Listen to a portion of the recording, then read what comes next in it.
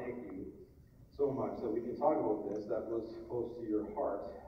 And we can take a look at the issue beneath the issue, because our relationship to money on this planet has been corrupted as all things because of sin. And yet, because of who you are, you have redeemed it by your gospel and showed us a better way. So, Father, as we come to look further into the text this morning, as we come to talk about generosity, about giving, I pray that you would move in our midst, that our hearts would not be defensive about what you've said, but that our hearts would be receptive to what you've said, because as a good, good Father, you have shown us a better way and you have shown us a better life. God, I am completely incapable of actually delivering a message that would have any impact on them. So we as a people are dependent on you for the next 25 minutes to not be a complete life. We want to hear from you. We want to be moved by you. We want to hear gospel this morning. So we surrender ourselves, hearts, and minds, ways, and actions, what you have to say to us. In Jesus' name.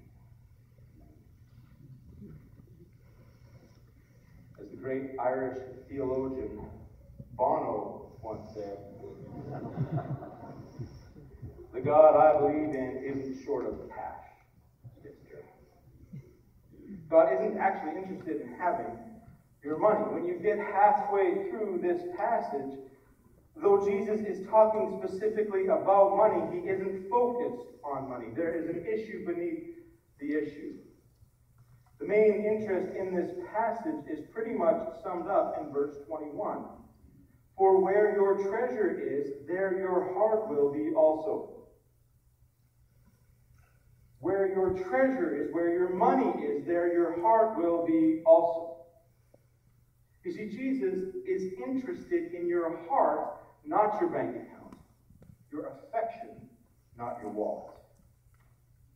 But by looking at money in this way, Jesus elevates the importance of what you do with your money 100-fold. It's way more important than you give it credit for, because it's a matter of the heart. And matters of the heart are matters of life and death.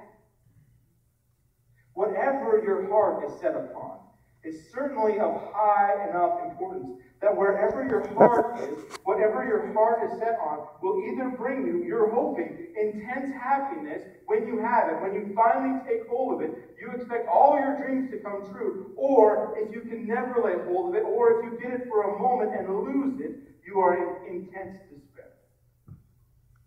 You see, the heart is the center of your affections. So when Jesus reveals what we know to be true deep down, that where our treasure is, there our hearts are, he's no longer just dealing with a few bucks. Is he? He is dealing with that which is of significant importance. He is dealing with the heart issues, issues of your very soul. And God cares desperately about your heart, not only because he wants your heart, but also he wants what's best for you and your heart.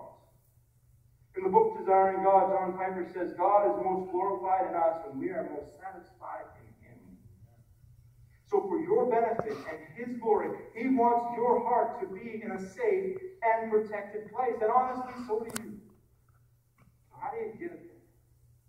You see, God knows that an indication of where your heart is at, where you're putting your affection is, where the center of your focus is. God knows where that is, and a symptom of that is where you put your treasure. What are you spending your money on? And there's truth to this, isn't there? If you love someone or something, if your heart is in it, if it is the center of your affection, if it is the soul of your focus, you're going to spend money on it, and spend money on it like water often. I love camping. And you can tell, because when my campsite is set up, it looks like Canadian Tire threw up. There's stuff everywhere. I got tons of Canadian Tire dollars. But when you love something, your money goes towards it. easily, freely. Get in trouble even sometimes for how much of that you have. But if you want something, desire something, treasure something, you'll put money towards it. And often the more money you put into it, the more careful you are with it, the more protective of it you become, the more time it actually takes away from you. Why? Because you really put your heart into it. Where your treasure is, there your heart is also. And so it is here in this passage. Jesus loves you enough. Hear that. He loves you enough to tell you to examine your life and where your money is going, so as to not put your heart where it will ultimately fail. Jesus wants to save you from heart failure.